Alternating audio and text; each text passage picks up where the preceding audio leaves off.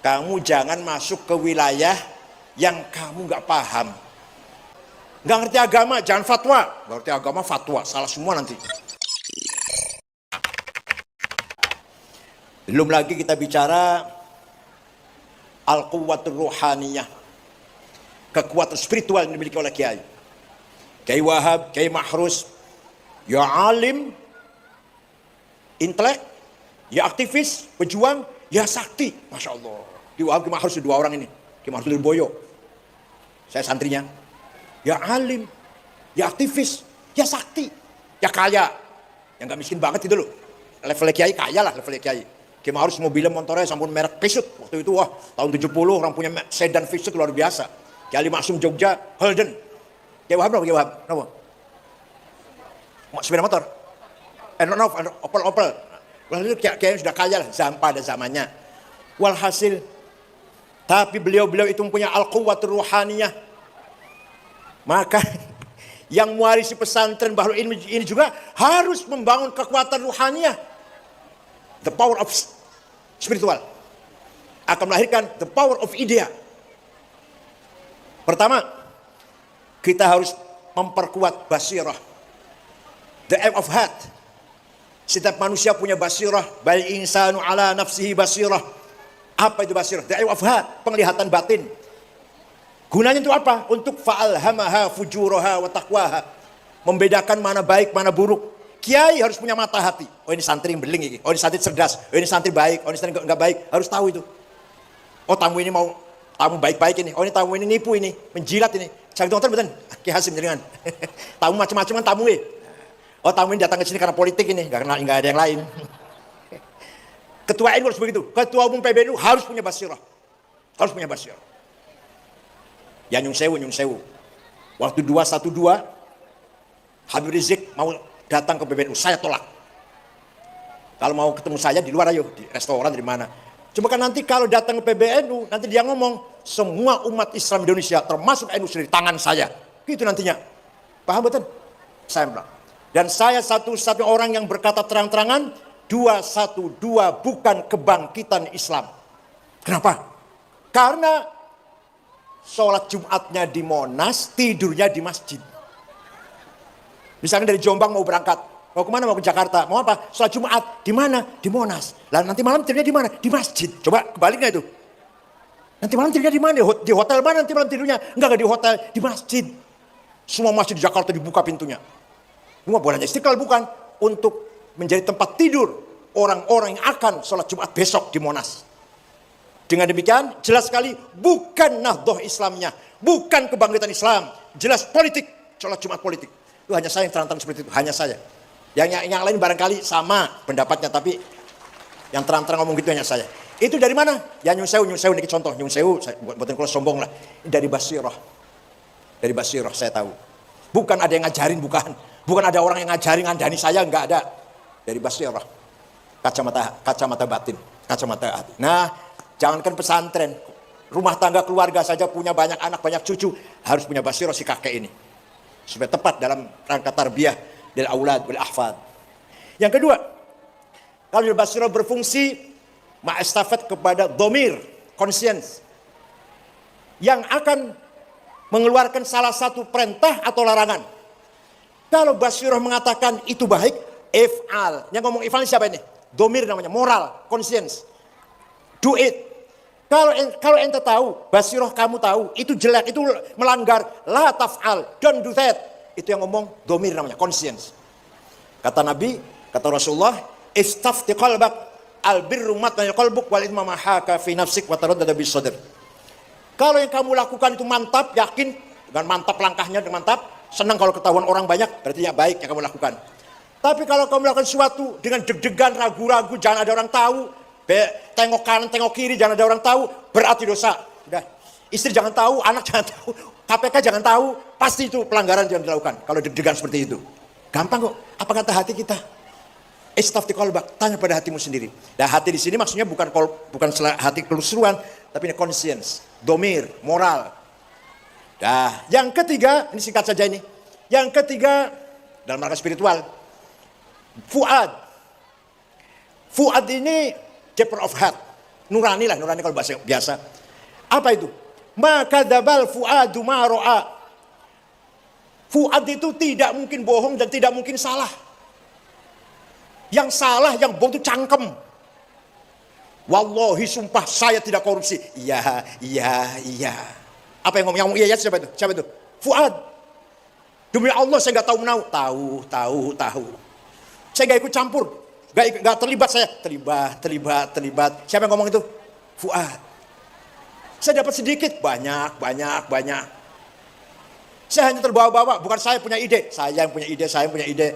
Walhasil yang namanya Fuad dalam hati kita tidak mungkin salah, tidak mungkin bohong. Bangsa ini sekarang lagi kehilangan Fuad. Ya, Masya Allah. Terjadi hal-hal yang tidak layak terjadi di muka bumi Pancasila. Bapak merkosa anaknya, anak membunuh ibunya, geng motor tawuran, apalagi kiai merkosa santrinya. Enggak, ya bukan teman beras, bukan. Beras. Terjadi hal yang tidak, semuanya kehilangan Fuad. Polisi bandar narkoba, coba kalau luar biasa kan. Hakim bisa disuap.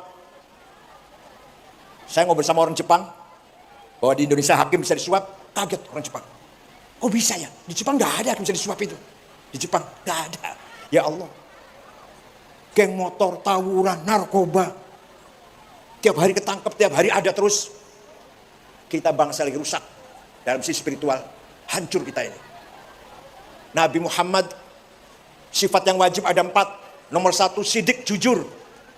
Ada yang ngomong yang wajib sidik jujur itu Nabi, kalau kita bukan Nabi.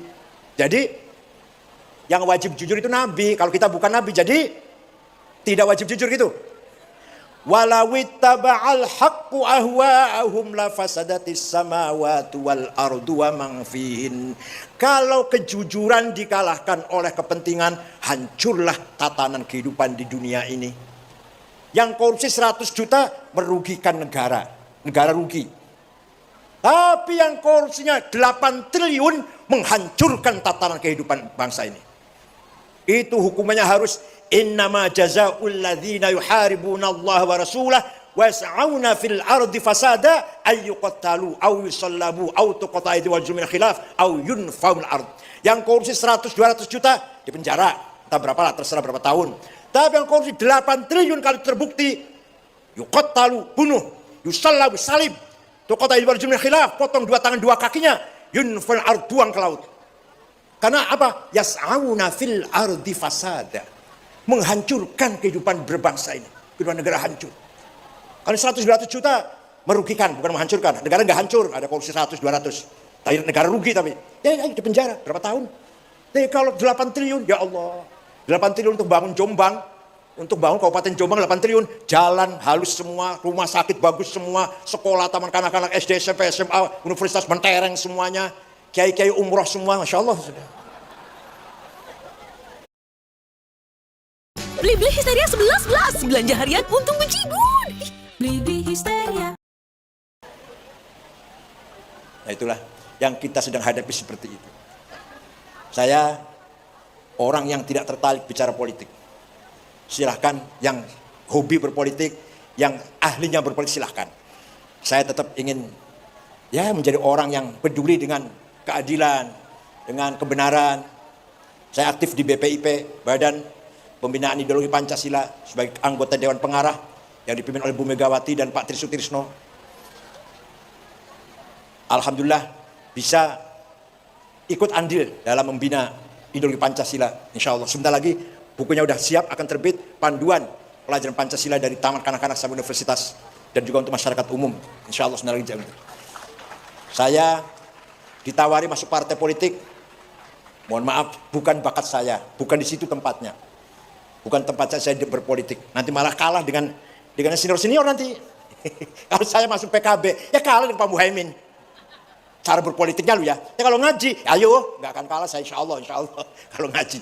Walhasil orang tuh harus tahu di mana tempatnya yang benar. Wala taqfu ma laisa laka bi'ilm, inna sam'a wal basar wal fuada kullu ulaika kana an mas'ula. Kamu jangan masuk ke wilayah yang kamu nggak ngerti.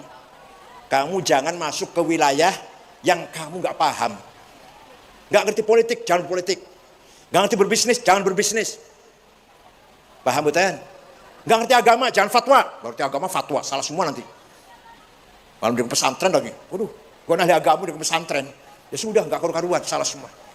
Walhasil, mudah-mudahan pemilu yang akan datang fi amnin wa aman. Siapa yang menang itulah presiden kita. Mudah-mudahan proses pemilihan umum, pemilu dan proses pilpres berjalan dengan baik, lancar. Mari kita bercermin. Afghanistan 40 tahun perang saudara. Suriah sudah 25 tahun. Ada Syiah, ada Sunni, ada Jabhatun Nasrah, ada ISIS, ada Al-Qaeda, ada Alawiyin. Macam-macam di Suriah itu, saling perang. Di Irak belum selesai masih. Yaman masih bergejolak. Yang baru-baru saja nih, baru bulan-bulan ini, Sudan. Antara tentara pasukan elit melawan pemerintah yang sah, tentara juga pemerintahnya. Perang saudara. Libya, setelah terbunuhnya Muammar Gaddafi, hancur Libya. Minyaknya dikuasai orang luar. Minyaknya dikuasai oleh orang luar. Orang pribumi nggak ikut menikmati minyak. Walhasil, insya Allah Indonesia tidak seperti Timur Tengah. Insya Allah. Karena kita punya prinsip pesan Kiai Hasyim Asy'ari, hubbul watan minal, menjaga persatuan, menjaga stabilitas keamanan, menjaga ukhuwah wataniyah, termasuk bagian dari iman. Tidak ada ulama Timur Tengah yang mengatakan seperti ini. Hanya Mbah Hasyim Asy'ari. Oleh karena itu kalau di Timur Tengah, yang ulama Islam. Yang nasionalis. Tanah air nggak pernah bicara Islam. Saddam Hussein, Hafid Assad, Jamal Nasir, Anwar Sadat, Muammar Gaddafi, nasionalis. Tanah air nggak pernah bicara Islam. Yang ulamanya Yusuf Qaradawi, Wahbah Sukhaili, Said Sabiq, Islam. Nggak ketemu antara nasionalis dan aktivis Islam. Di Indonesia, Kiai Hasyim Asy'ari, Kiai Wahab, ulama pejuang Islam sekaligus juga pejuang nasionalis. Begitu pula Gus Dur dan lain-lain lah. Kiai Ali Masum, Kiai Harus Ali, semua dalam satu tarikan nafas, satu langkah dakwah Islam, mempertahankan nilai-nilai Islam dan juga mempertahankan keselamatan, keutuhan bangsa Indonesia, NKRI. Semua kiai-kiai seperti itu. Nah kalau kiai-kiai yang karbitan nggak tahu, itu yang kiai beneran itu. Kecuali kiai yang karbitan nggak tahu saya. Kiai dadakan. Kiai tenanan seperti itu kalau kiai tenanan. Nggak ada kiai kok ngajari ngebom, nggak ada. Gini loh ya caranya ngebom, nggak ada kiai ngajari ngebom. Kalau ada masyarakat bertengkar aja, kiai istri saya galak, cerewet, rewel, bawel, terus gimana? Saya cerai. Jangan. Kalau nggak sabar-sabar, terpaksa kawin lagi saja daripada cerai. Itu nasihatnya kiai itu. Daripada cerai, kawin lagi saja. Saking menjaga keutuhan rumah tangga. Dari keutuhan rumah tangga itulah akan melahirkan keutuhan bangsa dan negara. Selamat kepada pesan Bahrul Ulum yang telah selalu mengembangkan tarbiyah Islamiyah, thaqafah Islamiyah ala madhabi Ahlussunnah wal Jamaah. Barakallahu lakum jami'an. Ala barakatillah. Mudah-mudahan semua yang berjuang di pesantren Bahrul Ulum ini mendapatkan barokah dari Allah. Ta'ishuna fi hayatin thayyibah wa sa'idah fid din wa dunya wal akhirah. Ya kiainya, ya nyainya, ya ustadznya, ya asatidahnya semuanya. Syukran wa dumtum fil khair barakati wan najah. Wallahul muwaffiq ila aqwamit thoriq. Wassalamualaikum warahmatullahi wabarakatuh.